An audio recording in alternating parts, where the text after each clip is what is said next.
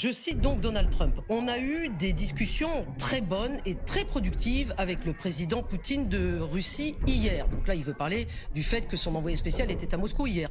Et il y a vraiment une chance pour que cette horrible guerre sanglante puisse enfin s'arrêter. Mais au moment où je vous écris, des milliers de troupes ukrainiennes sont complètement encerclées par l'armée russe et se trouvent dans une position vulnérable et très mauvaise. J'ai fermement demandé au président Vladimir Poutine que leur vie soit épargnée.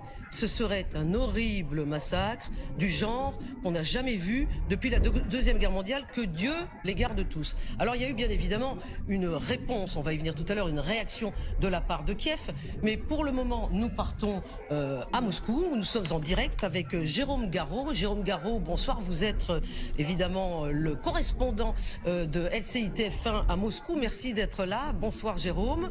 Alors dites-nous s'il vous plaît, Jérôme, comment les médias russes présentent ce qui se passe à Koursk depuis quelques jours? Est-ce que c'est présenté comme une victoire, disons même la seule victoire réelle de Vladimir Poutine depuis le début de cette guerre, ou est-ce qu'on en parle, disons, de façon relativement modérée? Bonsoir Anne, bonsoir à tous. Non, on en parle tout à fait comme d'une victoire. Il suffit d'ailleurs de voir les titres dans les journaux. Les titres, c'est Libération, nous reprenons ce qui nous appartient, etc.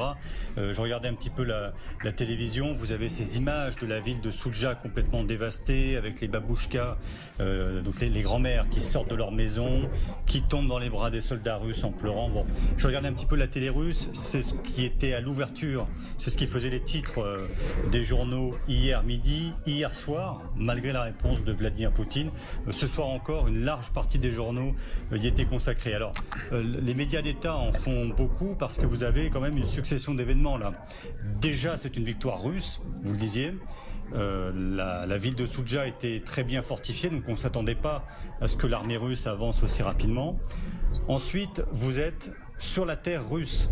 Donc là, Moscou se place dans la position du pays agressé, et c'est un peu plus vendeur qu'une invasion, si je puis dire. Et enfin, vous êtes à Koursk. Koursk, qui est un mot magique en Russie, c'est une bataille légendaire de la Seconde Guerre mondiale. Donc voilà, vous avez tous ces éléments.